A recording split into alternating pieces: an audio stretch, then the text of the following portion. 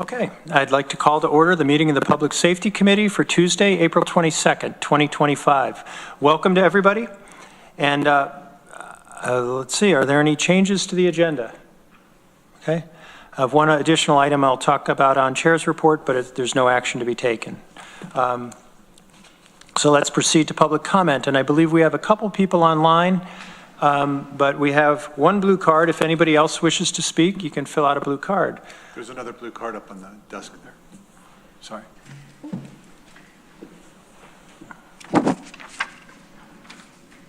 Sorry, Rich. Okay. Shirley Kane. Welcome. Hi. My name is Shirley Kane, and I've been a resident of the city since, 1977. I'm here as the current chair of the Community Police Board in support of your resolution engaging in the three-part process for protests and what will happen or what won't happen. And to explain that the middle part leaves discretion when it was created so that officers can try to control behavior before it gets out of control. Some people have indicated to me that there shouldn't be any wiggle room, and I think it's important that there is some discretion within the officers' bailiwick so that they can make a determination and try to calm things down. I'm interested in knowing whether the Sheriff's Department is going to engage or enact this process as well. In addition, I'm wondering whether or not the district attorney is going to make a statement opposing violence in protests and indicating that he is strongly in support of this process. Thank you. Thank you. Next speaker, Tom Parsons. Welcome. Thank you. Good afternoon. My name is Tom Parsons. I'm retired from the Ithaca Fire Department in 2022 after 37 years of service. I rose to the rank of fire chief, a position I held for over a decade. I've also been a certified paramedic since 1992. I've worked for high call volume ambulance services in Syracuse. I'm here to respond to recent comments by a Bangs ambulance employee suggesting that the Tompkins County Emergency Response should begin handling medical calls in the city and town of Ithaca, specifically because the Ithaca Fire Department does respond to all medical calls. Could you make sure you're using the microphone? You can bend it up to you. Okay. Yeah. Is that better? Much better, yes. So let's be clear, the Ithaca Fire Department responds to the most urgent and life-threatening calls, where its firefighters, EMTs, training, and rapid response makes a critical difference. Since the late 1970s, IFD has been authorized to respond only to life-threatening emergencies, a policy approved by both fire commissioners and Common Counsel. That mission has never changed, even as calls grew from 2,500 calls a year to over 5,300 calls a year without a matching increase in staffing. Emergency medical calls and rescue calls account for 40% of IFD's calls. Tompkins County uses a priority medical dispatch system, which classifies 911 calls by urgency. Omega and Alpha are non-urgent. Bravo are moderate, basic life support level care. Charlie are ALS, or advanced life support needed, often by a non-emergency response of an ambulance. Delta and Echo are life-threatening and time-sensitive emergencies. IFD responds to all Delta and Echo calls.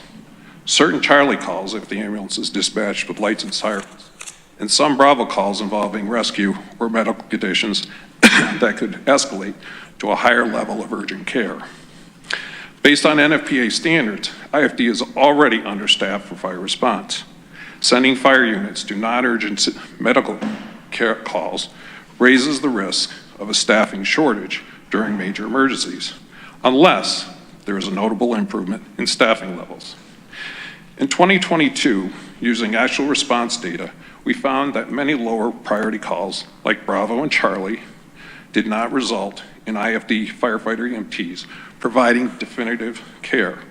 IFD's dispatch protocols were updated to focus on where their presence matters most. Some claim we need more BLS response to determine if an ambulance is necessary. but that assumes 911 callers are usually wrong emergencies. Take a fall, for example. What looks like a lift assist could actually be a stroke, infection, or cardiac issue. This needs paramedics evaluation, not just the basic EMT. The real issue in Tompkins County isn't a lack of fire department BLS responses. It's a shortage of staffed ambulances to meet the rising demand. You don't fix a paramedic or ambulance shortage by sending more fire department BLS first response units to calls that they can't resolve. The fire department's approach has always been focused, efficient, and data-driven. The department responds where they make a difference, and they show up when it truly matters. Thank you. Thank you. Okay, I believe we have a couple people who wish to comment on Zoom, and that's Mike Morrell and Zachary Wynn. Are they with us? I have allowed Mr. Morrell the permission to speak on Zoom. Okay. Mike, can you hear us? Hello, Mr. Morrell. I see you're muted at present. We cannot hear you.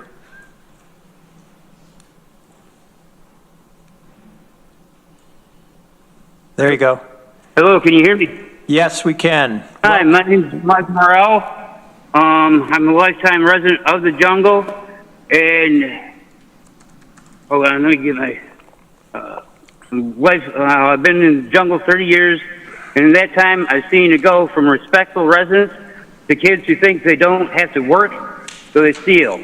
Last year, a lot of these kids found housing. These same people would go to Walmart and other places to steal what they wanted. Now this year, the same people who obtained housing are coming back to the jungle with nothing more in mind but to be closer to the places, to the stores they rob. That way they can make a quick getaway. Last Sunday night, there was a kid that robbed Walmart and came here where the police found him with the stolen merchandise. If this area is for the homeless, I wish that the city would make sure people are truly homeless, or if they have a place, then don't allow them down here. To be clear, many of the people who were given and still have apartments at the Hysteria have returned to the jungle to camp, steal, and use drugs. Friday, I had 2 individuals come to my camp and take a riding lawnmower that was left in my care. I told them they couldn't take it and then got threatened. Their exact words were, "Shut up, old man, before we beat the blank out of you." In my younger days, I would have fought them, but now I'm disabled. I have emphysema, lung cancer, and heart disease. I get winded real quick, and people know it. So they're all the time trying to mess with me. I say to myself, I don't interact with any of them. I ask that street lights be put in and that the police drive through every half hour, if not more. If there was a police presence, I really think most of these people would go back to their apartments and leave me alone. Thank you. Thank you for coming in, Mr. Morrell, and speaking with us. Is Zachary Wynn with us? Good afternoon. Can you hear me? Yes, we can hear you. Please go ahead. Thank you very much. My name is Zach Wynn. I live downtown. In regards to the proposed resolution in support of responsible public protest, I'd like to say I'm disappointed that it lacks a simple, concise, and clear condemnation of the roadblocks, violence, and vandalism that have become a matter of routine in Ithaca since at least 2014. This resolution could be one sentence. The public should be aware that violence, vandalism, and roadblocks are not acceptable forms of protest. That is all it has to say. The individuals responsible for this conduct are a relatively small handful of people, and they don't care about the city's color-coded guidelines. They care about power and control and using it to intimidate and harass people in furtherance of their political goals. They are intolerant of dissenting views and are comfortable with forcing people out of public spaces using intimidation and violence. I'm asking you to please add one line to this resolution, making it clear that violence, vandalism, and roadblocks are not acceptable forms of protest. Thank you very much. Thank you. Is there anybody else who wishes to address the Public Safety Committee? Seeing none, we'll proceed. We have minutes from March 25th, 2025. Could I get a motion to put those on the floor? Veronica moves. Lee seconds. Discussion on the minutes. All right, ready to vote. By the way, Shauna is remote today. She has a family emergency and qualifies to be able to vote under our policy. So, Shauna, how do you vote? Yes. Mike? Yes. Lee? Yes. Veronica? Yes. And the chair votes yes. Okay, so that's the approval of the minutes. Next up is chair's report, but I know our district attorney is rushing between events. He had a court appearance, and I think you have another meeting at 2. Why don't we get you in right now and get you on your way? And welcome to the meeting. Right, thanks, Rich. First court appearance was quick. The second one starts at 2, so I'm good for a while. But big update as far as my department's concerned is that as of May 27th, we will be fully staffed for this first time in a couple years. So that's a huge relief for all of us and a long time coming. So I'm really happy about that, and that will alleviate a lot of the overworked attorneys and help them out. So that's our big update. Okay, who did you hire? Can you tell us? We rehired an attorney who went to Schuyler County for a year and a half or so, and she came back. She had been with us for about 3 years. So Ariana Marmora is her name. And then we have a new attorney starting brand new. She was admitted in January. She's been working in Oswego at the public defender's office there and has a lease through the end of May. So she'll be coming down to move to the area the end of May. Okay, and I assume with the rehire that you've got the benefit of them already knowing your systems? Absolutely. Yeah, well, that is very good news, Matt. Great. Okay, questions or comments for our district attorney? All right. Thanks, Matt. That was quick. Good. Chair's report. I did have a few different things I wanted to talk about, but one added starter. I wanted to make everybody aware that we had a meeting with a group of people from TCOG, the Tompkins County Council of Governments, to talk about EMS service. And was there a way through in the longer term on what should be happening with EMS as a unified service in the county? And frankly, this is a really complicated area. And one of the attendees was a consultant we've used in the past on our Reimagining public safety efforts, Paul Bishop from CGR. And he indicated he was willing to provide us with a general proposal to give us consulting on what are the different options in use in the state for unified EMS services and what would that look like. And it doesn't bind us to do anything, but it would help us in the conversation. And so I think he's going to come to the May meeting, and we might want to have some conversation ahead of time with him to really make sure it's going in the right direction. Towards that end, I wanted to help clarify my own thoughts on what we'd be trying to do in this really complicated process if we go forward with anything. And I found I had several different elements to what I was thinking about. First, we don't want to lose or damage the viability of the current providers while expanding any county role. That we don't want to just replace services, we would like to augment them. And so whatever we're doing, we want to make it bigger, not just different.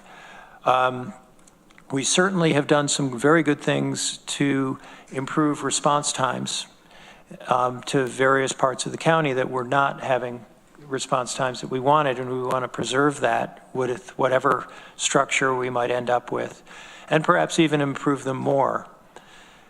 And one of the things that was a big topic at this conversation was the type of care that New York State allows our rapid medical response to provide, and whether we would want to have a higher level of care sooner.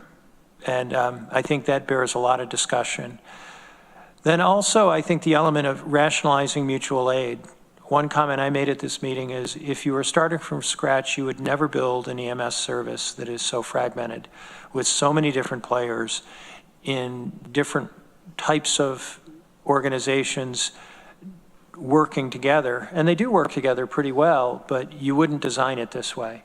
And so part of what the effort should be, in my mind, is to rationalize the mutual aid with an emphasis on a united system, even if it's separate individual organizations, like the guest we had speaking about the Ithaca Fire Department. What role do they play in a larger whole?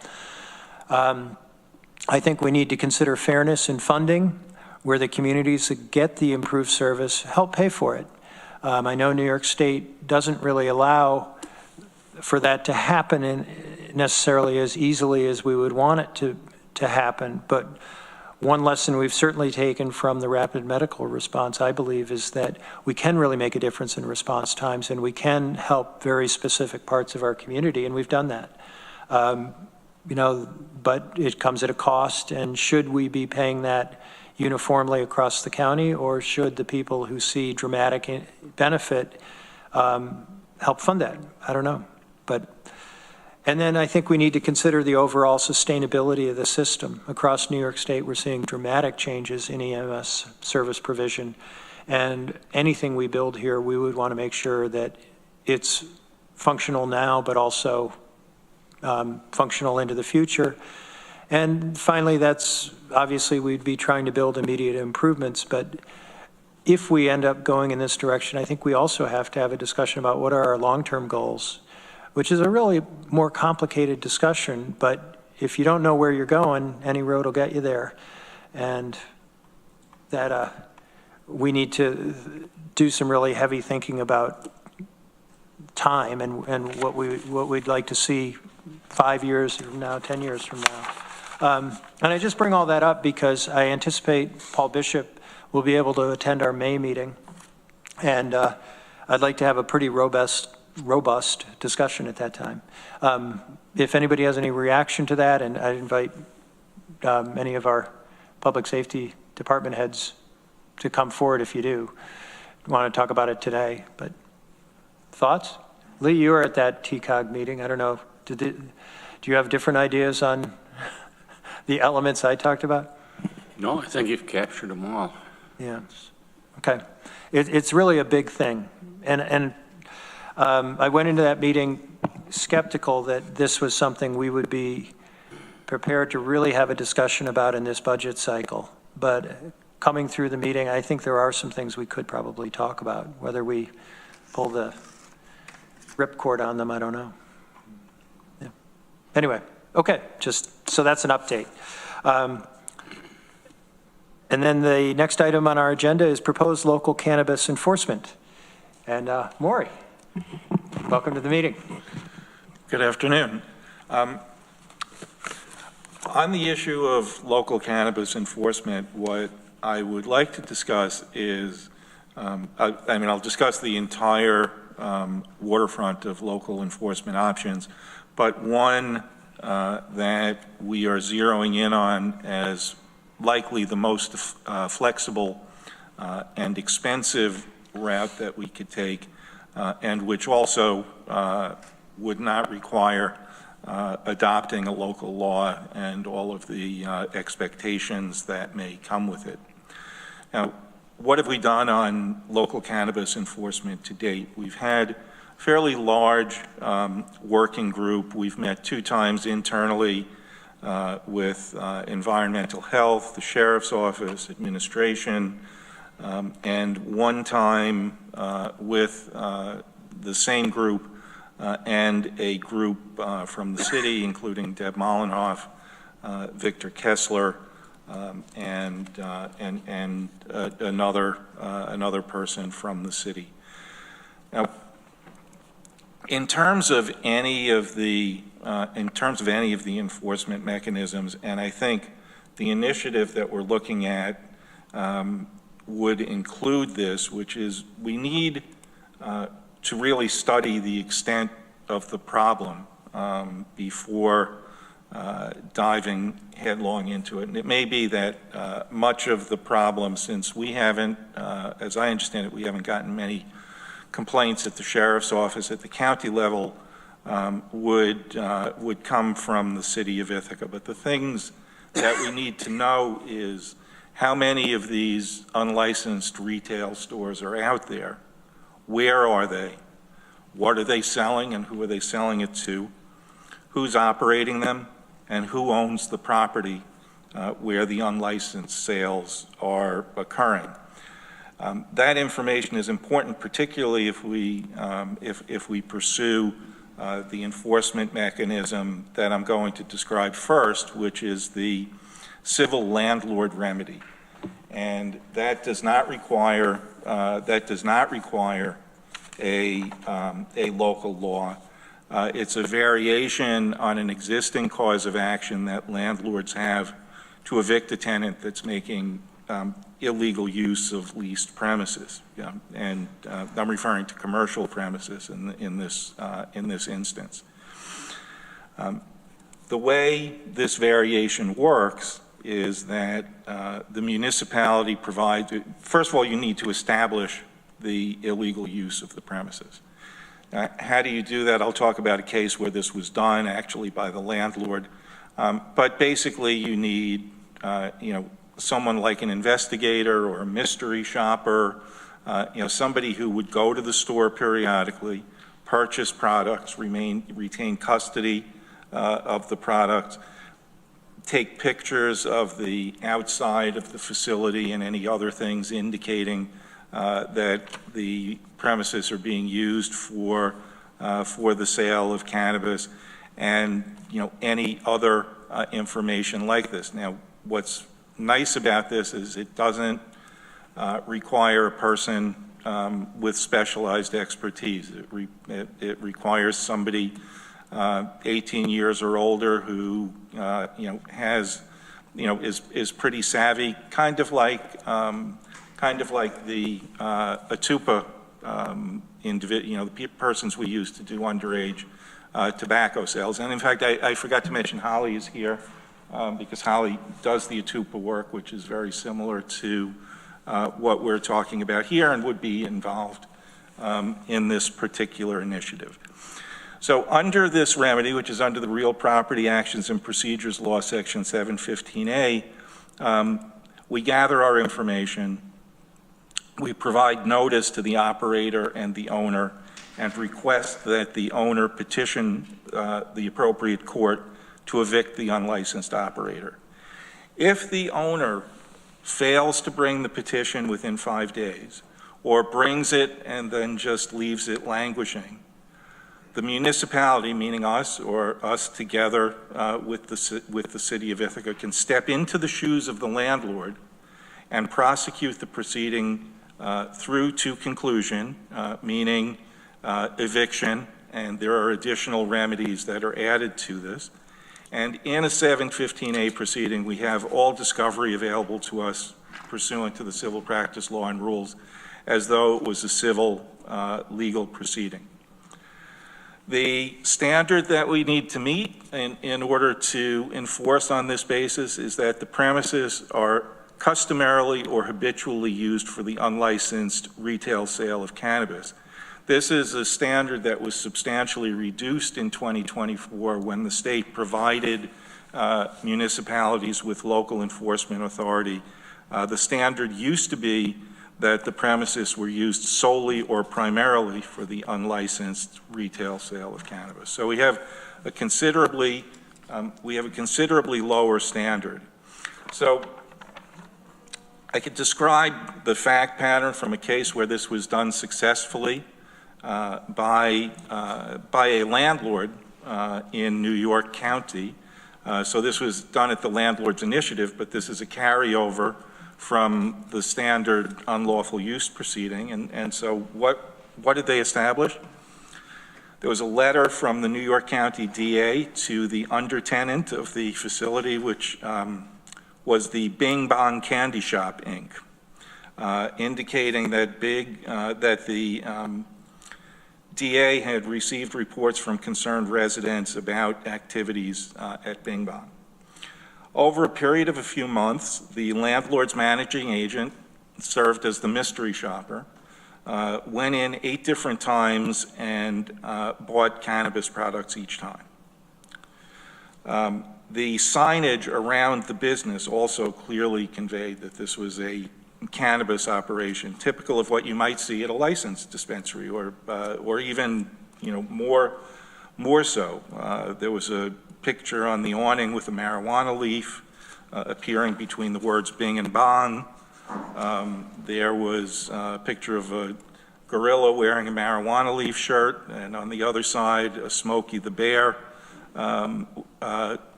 smoking a marijuana cigarette, or at least in the graphic, with the word exotics below him. Neon lights saying THC in the store window, and a photograph of a price list. Now this, clearly meets the higher standard, but it's a good roadmap as to what can be proved to tee up one of these cases. The remedies are eviction, a civil penalty of up to 5 times the rent charged or paid for the period of the violation, and up to the point where the landlord submits proof of abatement that's signed off upon by law enforcement, reasonable costs and attorney's fees, and a provision for joint and several liability of the respondents. So that way, if there's a significant fine and the operator is a thinly capitalized entity, perhaps the landlord has greater resources to satisfy the penalty. So the 715A route is something that we need to continue discussing in our working group. We would like to shrink the working group a bit to make it, a working group that can do this work, as opposed to just sort of kicking it around, and put in place the building blocks for a 715A enforcement program, which is much more flexible. The other type of program that the state has offered for local enforcement is a more direct civil regulatory enforcement system, and it's basically just like the regulations that are applicable to OCM when it does its enforcement activities. They basically let us do the same thing or something similar. And the steps there are to designate an officer or agency to conduct regulatory inspections, and it has to be clear that they are civil regulatory inspections. Typically around the state, 2 things around the state. One is there has not been a great deal of activity in terms of adopting local cannabis laws outside of New York City. New York City did so to big fanfare at the time that these new enforcement mechanisms were allowed, I think largely for 2 reasons. One is the extent of the issue in New York City, and the second is that New York City has much greater resources, both on the law enforcement side and on the civil side, to carry out this type of regulatory program. So once you designate an officer or agency, which in other parts of the state have typically been law enforcement, in one place it's the Department of Weights and Measures, and I seem to recall one other, but I don't remember exactly who it was, but it's typically law enforcement, and this all needs to be pursuant to local law. Before the designated agency can act, it needs to adopt a procedure. It needs to report on its activities to the OCM, and it needs to establish a system for receiving complaints. The enforcement actions that the agency can take are issuing notices of violation with fines and penalties. They can range from $100 to $10,000. the penalties are then enforced by civil action. So, for example, if somebody from the sheriff's department tickets a business, then it would fall to my office to bring a civil action to enforce the penalty. The second possibility, and I don't think it's required that you climb up the ladder, but the next step up the ladder is seizure of the cannabis products from the operator. The problem with the seizure that has come up in our discussions is once we've seized the material, what do we do with it? Because there's a provision in the statute, and it's not clear whether it's the operator who's responsible for doing it or whether it's the entity that conducts the seizure that's responsible for doing it. But the plants have to be maintained in a healthy condition until there's a disposition as to whether they can, whether it can be destroyed. One of the issues that came up then is, do we have to rent a greenhouse from Cornell? I mean, what would we do with this product? But I think the answer is, that would be part of the local law, but you don't have to use every remedy every time. And finally, the highest level of remedy is to seal the building. In that instance, in the first instance, the enforcing authority has to make a finding of imminent threat to public health, safety, or welfare, and then there are specific criteria that have to be met. There's an immediate due process remedy that the operator, upon sealing the building, has 7 days to request a hearing, and if the hearing is requested, the court needs to put that on within 3 business days of notice to the court. Another finding that's required is that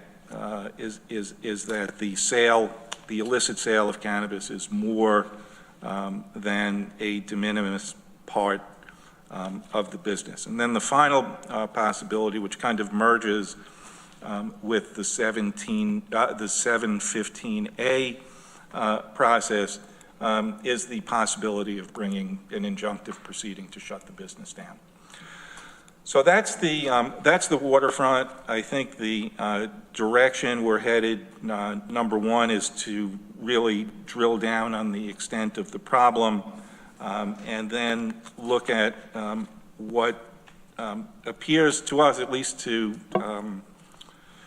me and to the other legal minds on this, to be the most flexible enforcement mechanism, which is gathering our data and pursuing civil enforcement against both the operator and owner of the premises to get those premises cleared out and maybe get our costs reimbursed along the way. Okay, thank you for that. Discussion. Anybody have thoughts? Mike? I guess, I mean, I listened to everything, and and listen, I'm not saying New York State doesn't make things complicated, but this seems much more complicated than I would have thought. I mean, it would seem to me, if I opened an ice cream truck, for example, and started driving around and selling weed, I would think the sheriff would pull me over and confiscate the truck, and I would be facing charges. And I don't really see how, if you're operating a business without a license, how you're not in trouble. Like, I'm going to jump through hoops to make this a problem. I don't really understand all of that. Like, I have to prove that you're a public menace. Why would the government have to do that? I mean, if we're sending somebody in and they buy, I guess I'm just confused. I mean, Northside Liquor, you go in there, you buy liquor. If somebody set up a shack next to Northside Liquor and was selling liquor, that wouldn't be there very long. And that's kind of how I'm looking at this. New York State doesn't do any of this, and now we have to do it, which, okay, but why are we? It just seems like we're being very nice about the whole thing. And I'm not really sure why we're being quite so nice about it. Okay. All right. Lee, did you have a comment? No, just listening to more, obviously it's finding out what the extent of the issue is to see how strong a response we've got to have, or the potential for this expanding out. The other thing is kind of adding to what Mike has said. You know, we've talked completely civil here. Clearly there's no teeth in the criminal law to go after these organizations. Penalties probably just aren't high enough now with the changes that were made in New York state laws. Maybe that's a question for Matt. Sorry to drag you into this. We won't hold you past 2. Well, I'm still here. I mean, it's a question of resources, and a combination of the fact that the penalties for criminal possession of marijuana are much less severe, even in worst case scenario, than they were prior to the legalization of marijuana in New York State. But I mean, the biggest question is, do you want us to be diverting resources from pursuing illegal meth, heroin, fentanyl, cocaine, to focus on cannabis? And I would bet the answer is no, because there are limited resources. So the answer is to go after the storefronts. That's where the bulk of our complaints are. Ultimately, right now. what you need is evidence, which requires somebody to go in and collect that evidence, whether it's police or somebody else. If it's a civil matter, there's more ability to use somebody else to collect the evidence that you need in order to enforce any of the laws. That's correct. The other thing I mention in response to the comment is, and I'm not sure about this, but you know, if somebody sets up a shack next to North Side, is that a criminal activity that can be charged, or is that a civil regulatory issue where the state liquor authority needs to come in and bring a similar kind of civil action to shut it down? Now, maybe it's both, but an unlicensed liquor store, it's as much a civil issue as it may be a criminal issue. Same for a lot of these regulations for like food products and restaurants and such are handled by our environmental health department as opposed to through law enforcement. So there are some areas, going to the civil versus criminal enforcement where the civil enforcement authority is what the state gives you, and that's the realistic way you have of accomplishing it. Yeah. Now, if you got into a situation where say drawing an analogy to unlawful transportation of cigarettes into the state to avoid state taxes, that may be something that the Attorney General's office gets on, may be subject to, a RICO claim, criminal or civil. But, we're not attacking a problem of that size. Well, the state liquor laws are pretty extensive, and the enforcement is real strong, and it'd be interesting to see how much of the cannabis structure has been set up in parallel. I imagine nowhere near as stringent, because the example Mike uses, the shop next door to Northside, that wouldn't last very long in New York State under the liquor laws, but it would really it wouldn't be a criminal offense, it would be a civil. No, but the penalties are real tough. But it is the state liquor authority that Right. would be doing it. Maybe But anyway, there's not quite a parallel yet at the statewide level. yeah, okay. Veronica? Thanks. One thing I was going to say was a little liquor shack next to Northside, I would imagine wouldn't last very long because Northside would complain before anyone else. Maury, thank you for running through all this. I wrote most of it down. I feel somewhat clear on the options for moving forward with cannabis enforcement. But I guess my question is a little step back. I'd love to hear answers to the questions Mike Sigler asked, like in, I don't know, basic layman's terms, or like what does happen if someone's driving an ice cream truck that is maybe also selling cannabis down the road? I wouldn't actually think that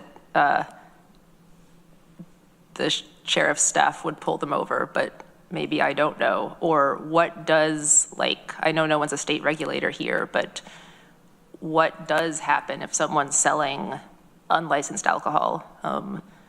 Or even maybe refresh us on the Atupa stuff, which is the what, something tobacco underage, something about not selling tobacco. Yeah. Oh wait, it's an Adolescent Tobacco Use Prevention Act, sorry. I just pulled up, I have a stipulation agreement from Environmental Health that I got sent for, some particular vendor that sold to a mystery shopper under 21. I don't know why I got this, it's in your district, but No. they like to mail me things for other people's districts' businesses.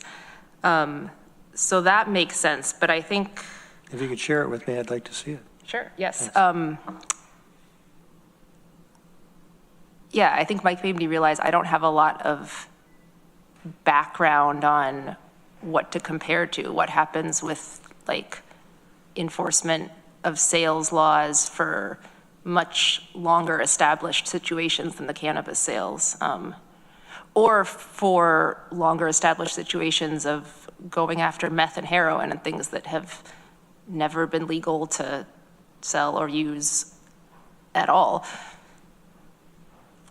Sorry, that was a huge question. Like, give me a 101 on this, but I feel like I might need that before going, oh yeah, this seems like a good direction to go. You and me both, and that's why I'm going to turn to Derek and ask you if you came across, because I've focused mainly on these storefront issues, is if you came across an ice cream truck that, the truck driver is, selling loose joints to 12-year-olds and such, or flavored vape products to youth off the ice cream truck, what could you charge? If you knew of that, what could you charge, and what are the, what's the, how do you see that going? Yeah, I mean, just like you talked about, Maury, marijuana from the criminal realm to the civil realm, obviously our avenue would be, if we were to look at anything criminal with either alcohol or marijuana, we would be looking at the aspect of children being involved or people underage. Now, you mentioned the alcohol I can't think of the name of it, the beverage control laws. We often will cite people drinking using the alcohol beverage control law, which is just a violation. But when it comes to these storefronts or other people selling alcohol, obviously, or marijuana, excuse me, if we can establish that, they're selling to minors, things of that nature, yeah, there's charges that we could charge somebody with endangering the welfare of a child, for example. That would probably be the avenue we would take. That's an easy example because youth are involved. If everybody's over 21, it gets a lot more difficult. Yeah. Okay, so let's run that one.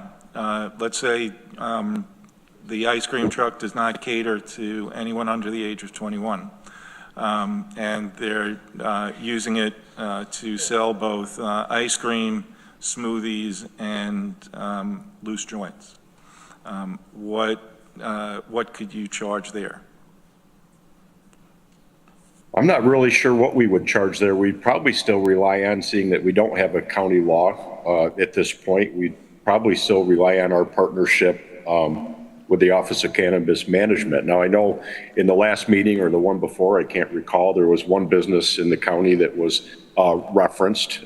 Since that time, we have reached out to the Office of Cannabis Management and worked with them and found, information to show that business was in fact working on doing things the right way, and they were satisfied with it. Since then, we've also discovered one more advertisement on Facebook for another entity in the county. We've reached out to them, and so far we haven't been able to find information to suggest that they're doing things the legal way, but we're still investigating that.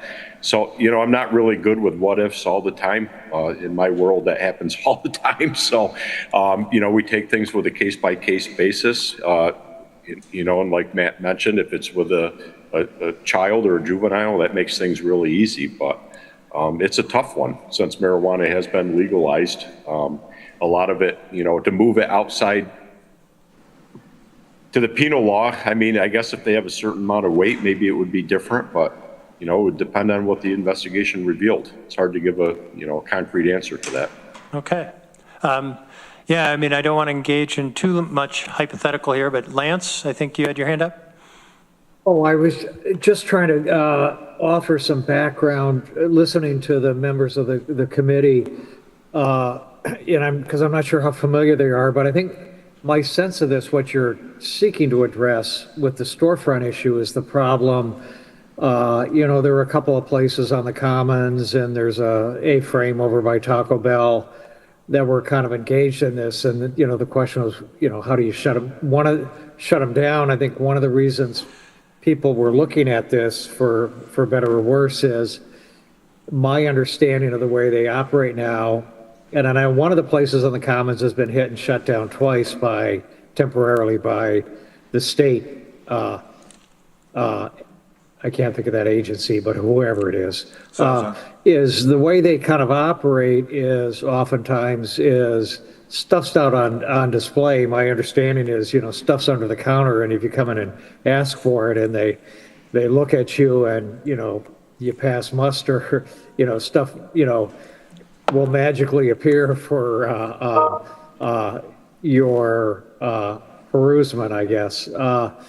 So I think it, which is kind of what Matt was saying, if you want to address that criminally, that takes a lot of time and work and effort by police for essentially little return on the dollar, if you will. Okay. You collect some marijuana and you charge some people, so I suspect for Matt and the sheriff and everyone, IPD, that it's low priority for them because there are more serious drug issues, which if that helps give people some background, that's kind of what you're dealing with. It's no, kind that of does, like Lance. stepping on lead. Yeah, thank you. Okay, Mike, did you have something else? Just a couple things. I mean, I'll wrap up what I have to say. While I understand that there are more serious drugs and things like that, this state, and I supported this, decided to legalize marijuana, but there were certain contingencies upon that, and one was that this would operate very much like alcohol, that you would walk into a store and you would know what you're getting, and that those entities would pay taxes, and they would become part of the community, basically, just kind of like a liquor store is as well, which is highly regulated, as we know. And I guess I'm just getting the feeling that if it's not going to be regulated at all, then we've done a disservice to the people of New York State. And these people are paying the taxes and they are paying licensing fees, and with that comes some responsibility to those entities to enforce their licensing. And just a couple quick examples. I go to Aldi's and there's a banner right in front of the store that says, "Hey, call me for your weed delivery." And I'm thinking, that can't be legal. But, and here I have created a whole new industry, apparently, in the course of 5 minutes. People will be driving ice cream trucks now, selling weed. And because apparently that's, something that we can't enforce. And I think to an extent we've failed in New York State, the young people of this state. I mean, my daughter goes to college, I go to her dorm to drop something off. The level of smoke rises as you go up the dorm. And I'm thinking, these are freshmen, man. You're talking 17 and 18 years old, and they're getting high inside the building. And that just seems very abnormal to me. I was not allowed to bring a keg into my dorm when I was a freshman, and yet here we are. And I'll just close with saying, Smokey the Bear would never smoke because it would be too much of a risk to the forest. So That was wrong. I think you're right on that last point, Mike. And I'll jump in just briefly. I think we got to move on, but this does seem like the right direction to go. First, if we need to pursue it through the criminal avenues, we'll get there. But looking at it from a landlord standpoint, trying to do this as efficiently as possible. And Mike, I agree with pretty much everything you say, that this was the deal. You know, when legalization happened, it was, but it's going to be regulated and done in an appropriate way. I think this is a reasonable response. I am curious, but we can take it offline, how we determine where these sales are occurring. I mean, anecdotally, I hear about it from constituents quite a bit, but I don't know how much it is, I don't know what it is, and I don't know exactly where it is. So, yeah, that's, I think, the next step is trying to do that survey. And if you need anything from us in terms of public, publicity to invite information coming in, please let us know. Great, thank you. Okay. All right, anything more? Let's keep going. We got a resolution in front of us. This is a resolution in support of responsible public protest, ID 13243. Could we get that on the floor for discussion? Anybody willing to move it? Mike? Is there a second? Lee seconds? Discussion. Okay. And I guess since I wrote it, I'll open up. This came as a result of a request from a constituent who spoke to us today. He wasn't really happy with the resolution I prepared, but I thought the context is important to talk about the moment we're at and why people seem to be so divided and taking to the streets. And we've seen a regular stream of protests in the last several months. I am concerned that it could get out of hand and that we have some responsibility, to the extent anybody listens to us, to state our view that we want protests because this is America, but we want it done in a responsible way. I'd invite comment. Mike. No, I want to thank you for putting this together. I mean, not that you put it together, but thank you for bringing this forward from the city. I think it states everything really well. I mean, I think Zach Wynn has a point that you only need a line, but I don't agree with that. I think you do need more meat to it. I think this does have more meat to it. I would say that what he's saying about roadblocks and violence, I would even go so far as mob intimidation, are all issues that we need to be very careful of. I mean, obviously violence I don't think is really ever acceptable in political discourse.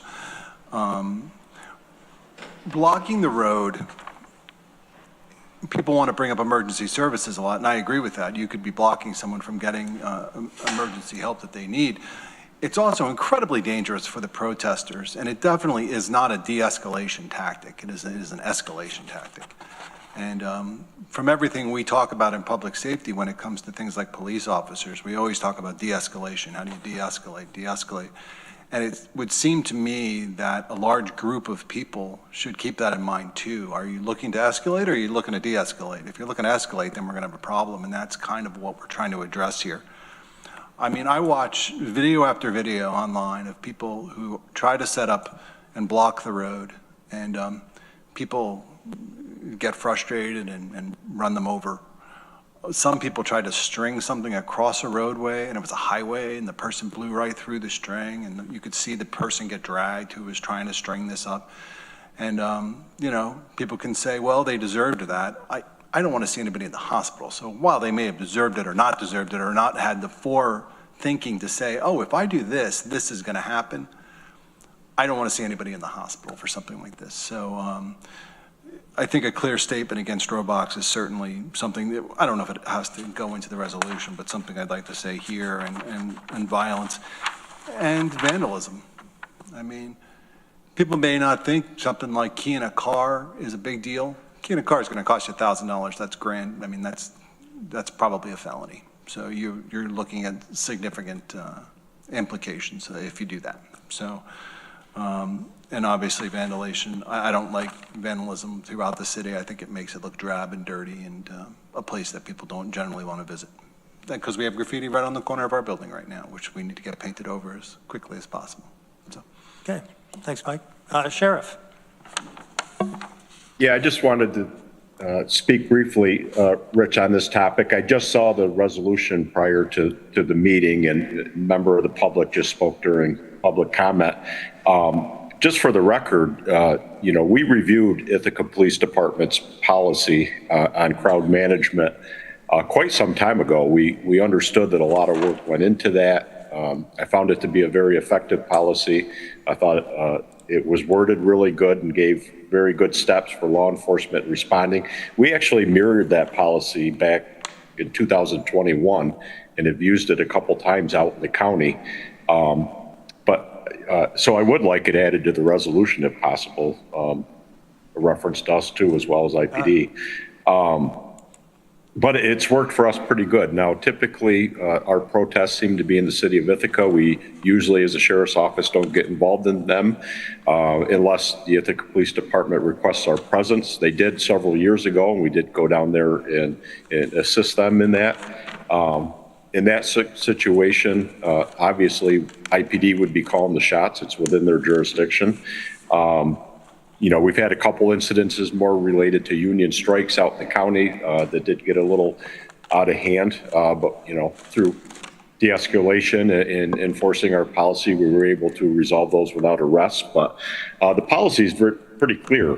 Crimes of violence, vandalism, harassment, or interferences with services, and it goes on, are not acceptable behaviors. And, we have told people out in the county that, if they block traffic, things of that nature, we will deal with it effectively, and we have. So I just wanted to put that out there. We are part of the process. We did mirror their policy several years ago, and we found that it did work pretty well for us. Okay, I apologize. I didn't know you had published on this, so happy to add that to the resolution. Anybody else? Veronica? Go ahead. Doesn't matter.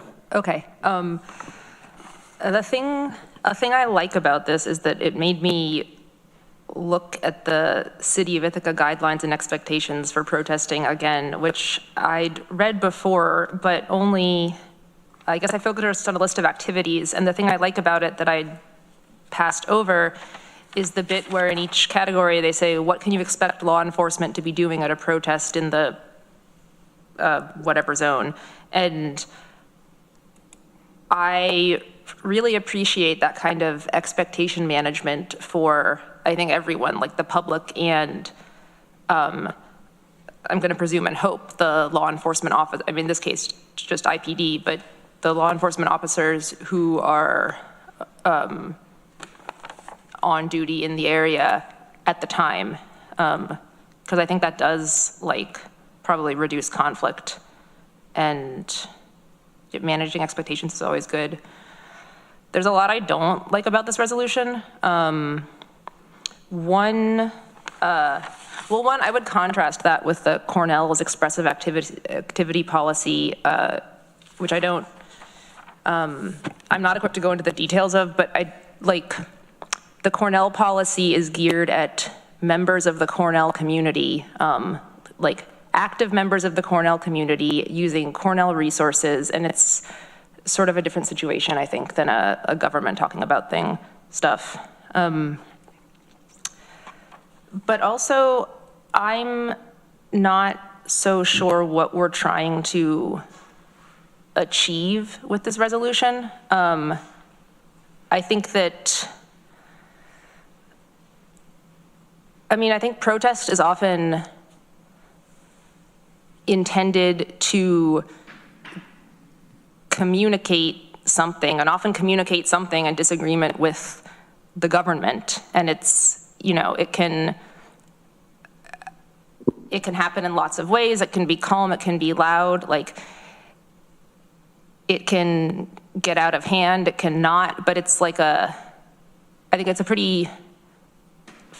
overall, it's a pretty fundamental right that we have here. And there's time-honored traditions of rallies, marches, even people putting their bodies on a line for things, whether it's blocking a road or a picket line on a sidewalk or standing in front of bulldozers to protect a forest or whatever.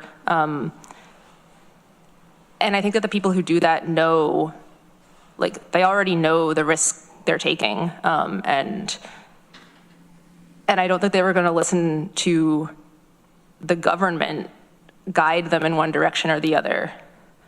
So I'm not sure this is necessarily super meaningful. And the one thing I'll say before I stop is I don't disagree with any of the things in the first few whereases, but I'm concerned that if the context of these few months in this federal administration is given as kind of the ground, the basis for saying that it totally makes sense to, what does it say? People to exercise their rights to petition their government, to engage in expressive activities and such. I worry that it might send the message that this is okay now because extreme things are happening, but in quieter times, it wouldn't be worthwhile. And I don't think that's true. So I don't love that framing. Okay. Lee. Believe it or not, that was kind of where I was coming from on it, Veronica, because I'm thinking of some of the other protests that where we've seen some actions, and they really went back to 2020 with the problems related to law enforcement that were nationwide.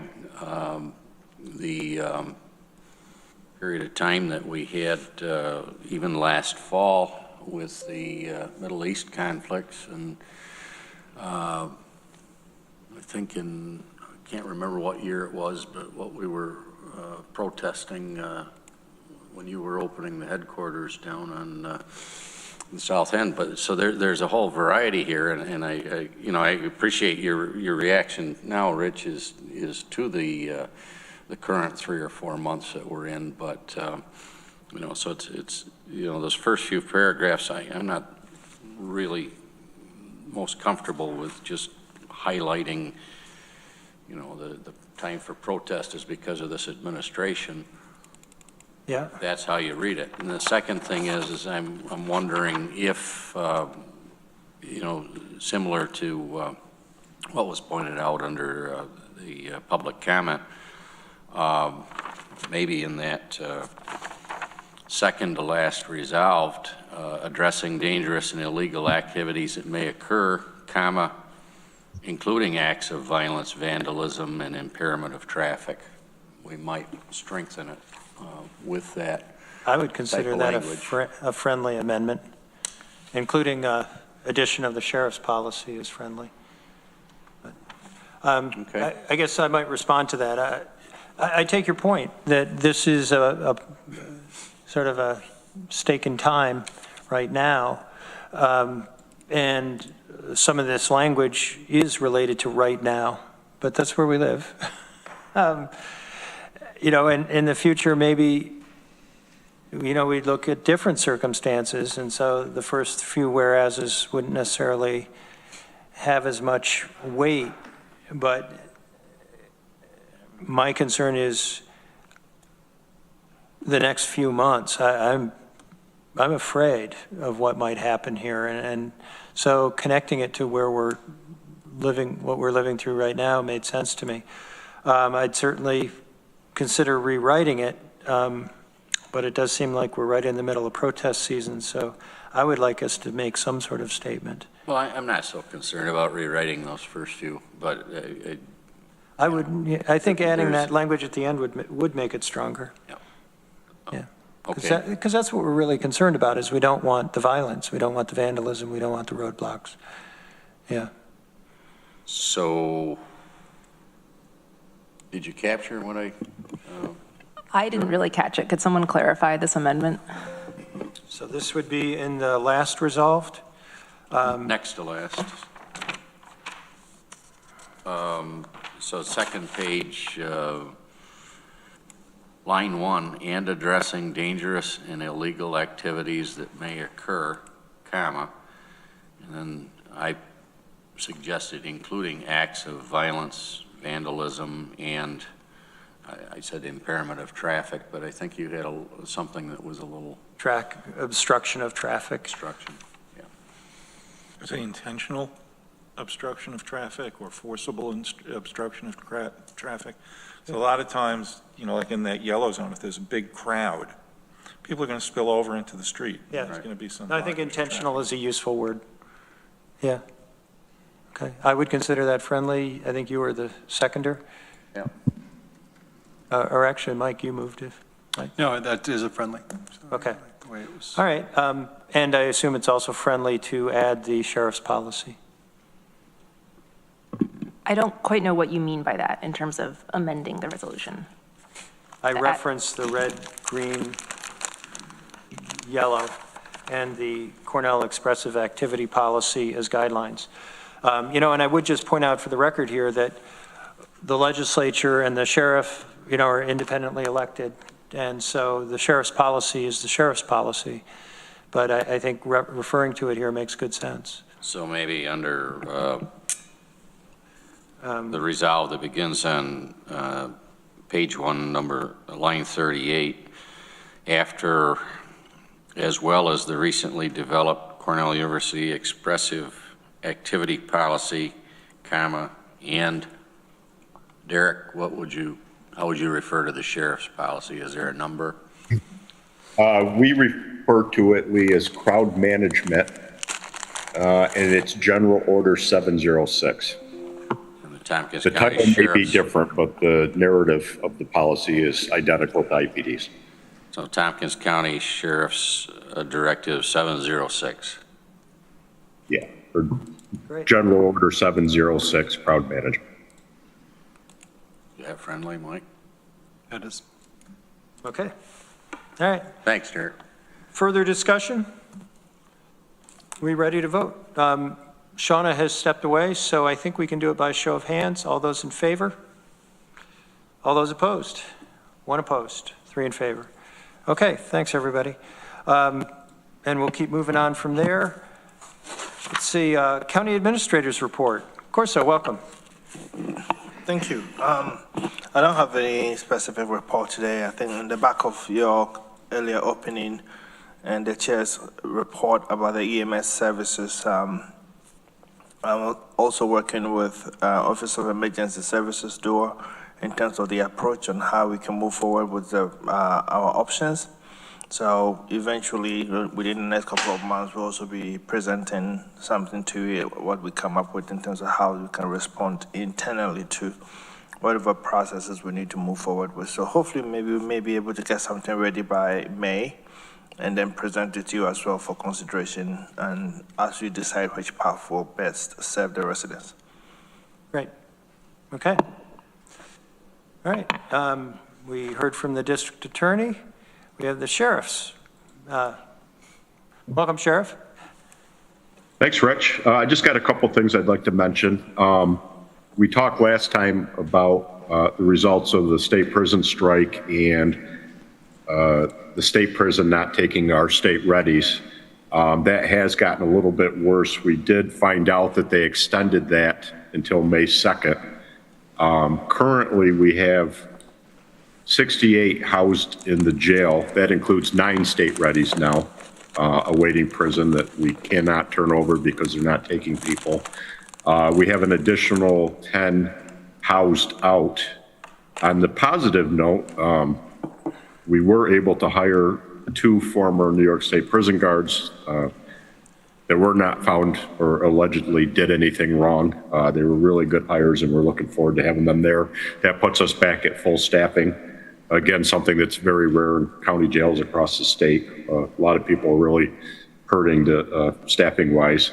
There was an article put out by the Ithaca Voice last couple days ago. I think, Rich, you participated in it, and I did as well.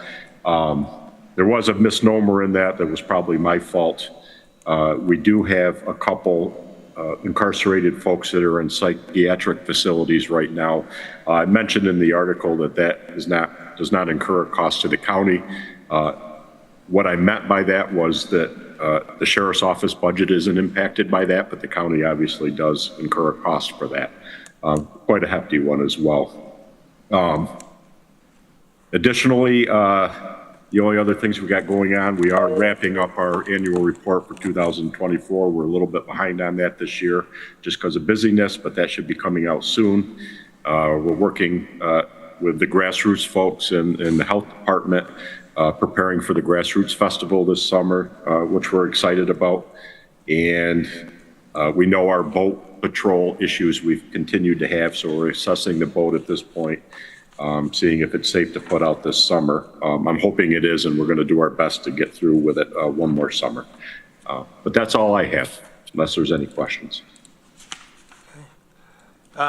You know, I just had a note on page 30 of the packet, the Corrections Division population and, you know, the different classifications of why people are there, and unsentenced or pre-sentence is just the vast majority of people who are in our jail right now.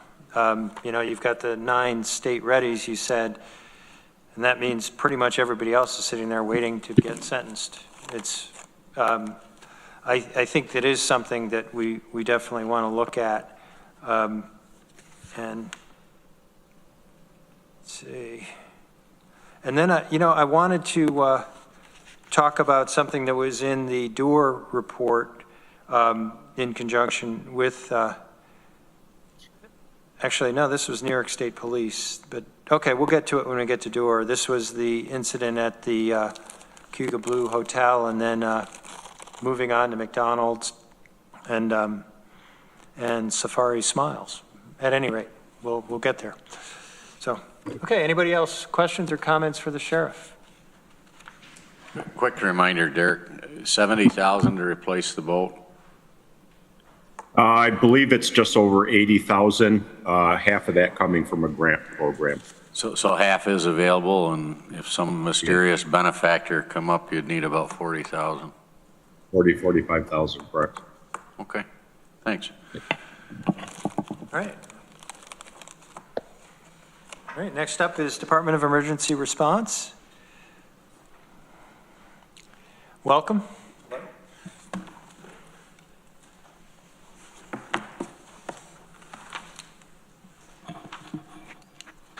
How's everybody today? Okay, so the only thing I really wanted to report on was that we have hired and made an offer to a security manager. So they're onboarding on the 28th of this month, and we have interviews already scheduled for the security officer's position starting on the 29th. Wow, great, good news. And I guess I front-loaded here. The incident described on page 44, that sounds like it was really harrowing, and you guys were going back and forth with the New York State Police. I thought it was the Sheriff's Department on that. You know, I read that in the context of our recent discussion about trying to deal with people who are suffering from severe mental illness and the limited toolbox that we have, and I just found this really sad. I wanted to put that on the record. You know, I read this and I think about how hard it must be for the first responders going to that situation and trying to manage that in a way that calms somebody down who's very clearly just out of control. I think you have really limited options, and certainly somebody who behaves this way ends up getting arrested, and then they actually get some care, but it's through our jail system, which is not anything that we really want. You know, I'm still left just puzzled that we don't want the tools in the toolbox to actively help somebody like this before they act out in this way and get arrested. Anyway, more comment than anything else, but thanks for putting that in the report. You're welcome. Yeah. All right. Questions or comments for Doer? Given the location, is this part, was this individual part of our sheltering? I don't know the answer to that. You know, the email, we shared an email that was written by one of our supervisors that was just trying to stress the fine work that the dispatch team did. But other than that and what's in this email, I don't really know much of what actually took place that day. I'm just kind of curious, given the location and the circumstances, and whether that's a cautionary note as we move forward on the sheltering discussion, number one. And then I had another question for you, but I've lost track of that one. Yeah, I would make sure I was clear on that, that this was really good work, and it was coordinated work in very, very difficult circumstances, but yeah. And I've remembered now, security, which buildings are we looking to deploy the officers at once they're brought in? So the first building we're going to be focusing on is 32 Green Street. So that's where their staff will be. But there is an interest in also next year having staff at Whole Health on Brown Road as well, because they are doing some counseling sessions there, specifically after normal business hours. So that as we advance the program, we'll be looking to put staff there as well. Unarmed? Unarmed.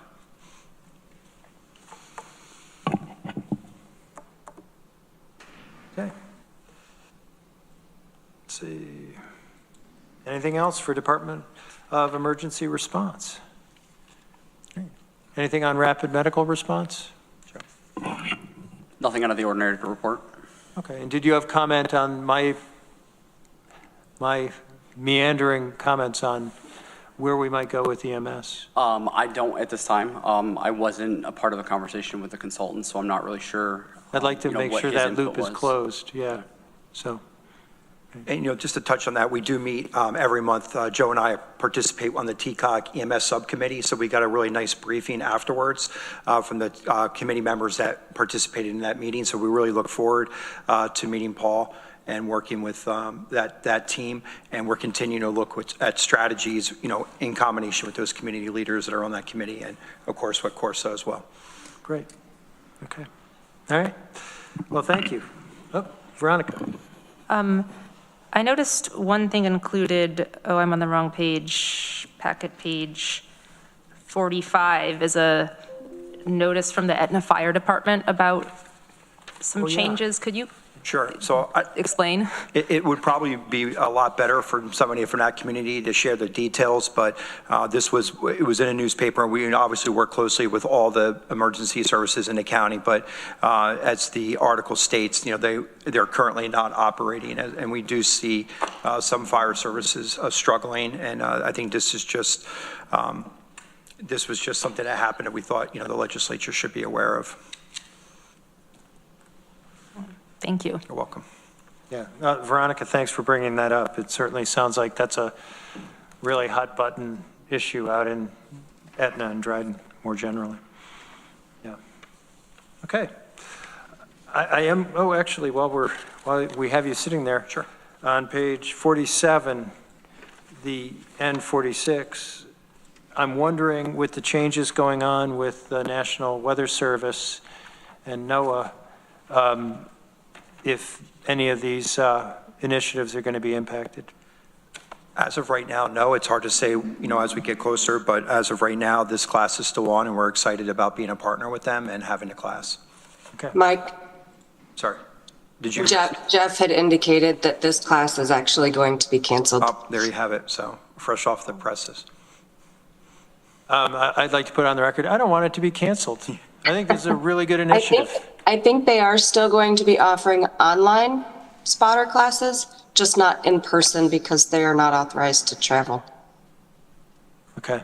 And we've seen that with some of our FEMA partners as well. So we're working on, we've mentioned before about forming a COAD in the county, which is, community organizations that assist in disasters.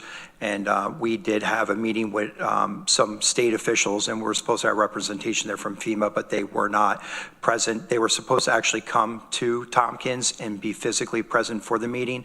But similar to what, Jess just revealed to us about this class, they have a moratorium on traveling. So they weren't able to participate. I would like to make clear that was specifically for the National Weather Service class and the COAD that Mike referenced. The New York State DHSES citizens preparedness class will still happen. Okay, thank you for that clarification. Yeah, I worry that we're just starting to see the impacts flow downhill to us and what we're going to be losing. And I think this is something we don't want to lose, but one I was voice among sitting many. here debating whether to sign up for the basic class, so it's a real bummer, and thanks for letting me know. Us all know And it's canceled. I'll follow up with Jeff. I mean, obviously, this is new information to me, but I'll follow up with him and just find out if there's going to be an online version and if we need to.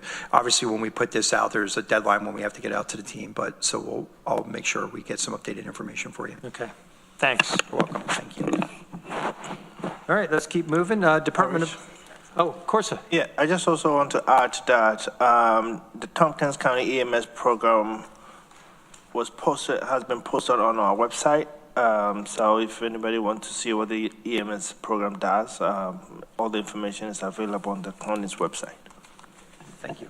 Okay, great. Next up, Department of Probation and Community Justice.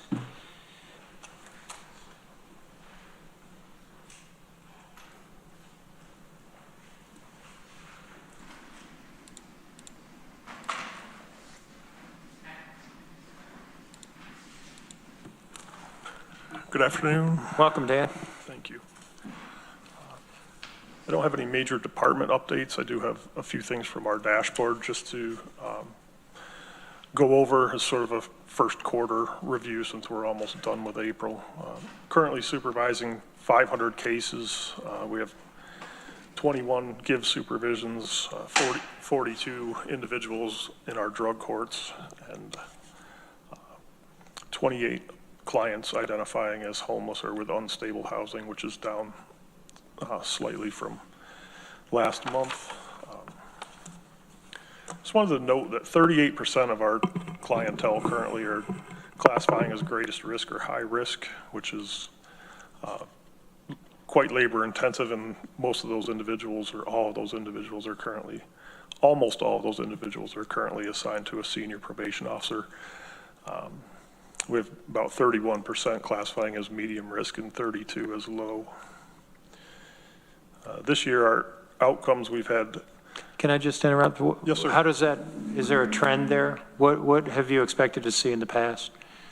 I think the trend since the last couple of years has been for more greatest risk and high risk clientele being people classifying at that level when we're taking them in under supervision. Is that because of give? I wouldn't attribute it to give. I think it's just, I would attribute it more to just judicial stance, trying to keep people out of the jail, giving them every opportunity to remain in the community and be successful. Which gets to my next point of we're experiencing quite a high level of unsuccessful clientele. Beyond 50% of our clients are actually not succeeding at probation. I believe as of today, it's 53% for this year, and only 47% successfully completing. I believe that speaks to the more difficult clientele that we're getting, but may also relate to a reduced access to substance abuse treatment, primarily because we're down to one agency, which is completely overwhelmed. They're trying to see 500 clients with 3 or 4 clinicians. We're supervising 500 people with 20 individuals providing that level of supervision. So I can't imagine what their caseloads are like at substance abuse treatment. Could really use some more resources in that area, but I'm not sure how to solve that problem because probation is not allowed to provide counseling. Even though we have a couple people on our staff who are case acts, it's considered a conflict of interest for them to do substance abuse counseling. Is there a shortage of counselors, or is it just the agency there not enough sitting inside that agency? I'm not sure if it's an overall shortage of counselors in the community, but the agency itself has 3 to 4, where previously we had 2 agencies, so we had at least double that and probably a little more than double the number of counselors. So are people who are struggling with substance abuse issues and or co-occurring disorders are, I believe, not getting the level of service that they need, and that's impacting their ability to get their needs met and their behavior, make changes in their behaviors, unfortunately. We're looking at 33% of our clientele currently that are revoked on violations of probation for cases that have closed so far this year. 20% of our clientele, of our cases that are closed, have transferred to another county or state. 14 have then closed their cases successfully due to maximum service of their sentence, and 11% have received an early discharge. So, would like to see our outcomes increase to far more than a 47% success rate. The clientele that we're working with are definitely having a hard time navigating and being successful with the resources that we're able to provide them. And you think most of that's related to drug treatment? I think access to drug treatment and access to mental health services in expedient fashion are both playing a part in that. We have 15 individuals currently in our wellness and recovery court that we're supervising as well. So I think that the access to formal treatment resources is having a negative impact on our folks. Do you think the Crisis Stabilization Center would help you with that in a substantial way? I think that'll definitely make a difference as far as connecting people with the resources that they need. But if the resources aren't existing, then there's going to be wait lists and things of that nature. So I think until we get more access to counselors, this trend may unfortunately continue. So. Okay. Questions or comments for Dan? Good. All right. Well, that's really cheery. Thanks. Yeah, I'm sorry. Well, the good news is that 47% of the people are successful. Yeah. I don't want to paint it all as a dark picture, but we're typically in the past looking at high 50s and low 60s for success rate, even occasionally achieving 70%, and we're nowhere close to that now. Yeah. Well, it's those trends that are important to us as we look forward from a budgetary and strategic planning standpoint. So that's what we need to hear. All right. I'm sorry it's not the best news, but I felt it important to share with you, so thank you. Do you think there's something we as a county aren't doing that we could do better? I mean, some of that's external to us with the treatment agencies. But I don't know that there's anything more that the county itself can do. I think we could definitely use another treatment agency in town. I would love to see the current treatment agency that we have more staff. I'm not sure, there's hiring issues all over, so I'm not sure what they're faced with. We are referring people out of county. So if they live close to Cortland County, we'll refer them to treatment agencies in Cortland County. If they are on the southern end of the county, we might refer them to Chemung County, Tioga County. So we're trying to use resources that exist, but I think we could overwhelm those resources with our people when their resources are meant for their own residents. Yeah. Okay. All right. Well, thank you. Thank you. And then we have the assigned counsel program.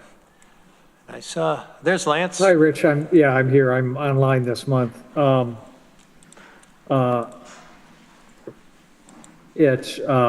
Sorry, when you were talking to me, I was thinking, well, 47% of it's baseball. He's an all-star, Dan's department, 470 batting average. But so there's a positive for you both on that, because I have some more news for you. So it's nothing, not a lot. I mean, we're carrying on. Our workload is pretty much unchanged. Did note there's an increase. I look at our first quarter felony data. We have, compared to last year, we have about 30 more felony cases first quarter. You know, I looked at them, they're all low-level felonies. D and E's is the difference between the 2 years. We had a few frequent flyers who thoughtfully committed 3 or 4 felonies in a period of a few days, which always helps with your numbers in a bad way. Most of the, I haven't gone back and looked at every case. You know, I looked at the top charges and all of these, you know, trying to figure out what was going on. And you'll see that in the January and March numbers. You'll see those pops there. They seem to be probably mainly related to addiction-based or drug-related activities, burglary third degree or criminal mischiefs, and some larceny types of things are oftentimes, if we look back at these cases, there's some type of addiction issue or similar issues, and sometimes a mixed mental health addiction issues that drive those. So that's my guess of what's there. I was conscious, 2 other things I noted. And I'm thinking maybe the easiest way to do this, because I'm always conscious of time when you get to me. Bridget Nugent had asked me some numbers about increases in felonies. I was looking at our numbers, and I gave her a long email that kind of broadened that out. I can forward that to you, Rich, and other members of the committee. That may be an easier way to give you my take on some of those numbers. I mean, or if you want me to spend 15 minutes explaining it to you, I can, but I think the email may be easier. Yeah, no, that'd be great if you could send that out. And on that, explain what I think, because part of this I'd looked at, you know, this first quarter I just told you about, and she had asked me about some other questions, and then following up, I fleshed that out. I think she wanted it for CJATI, but I'll send that on because I think it helps explain what I'm talking about here and why any increase here, where that's coming from, and what that means. Okay. All right. Questions for assigned counsel? No? All right. All sounds good, Lance. Thanks for coming in. Sure. And thanks for the work you're doing. All right. Okay. We'll keep going. Committee members' reports. Anything from the committee? I'm seeing shaking heads. No. All right. You've been doing the legwork this last month, Rich. A little bit, but not much. This is good. So anything from department heads, anything further? Right? Okay. Thanks, everybody. I move to item number 13, adjournment. Motion to adjourn. Mike moves. Veronica seconds. All those in favor? There. We are adjourned. Thanks.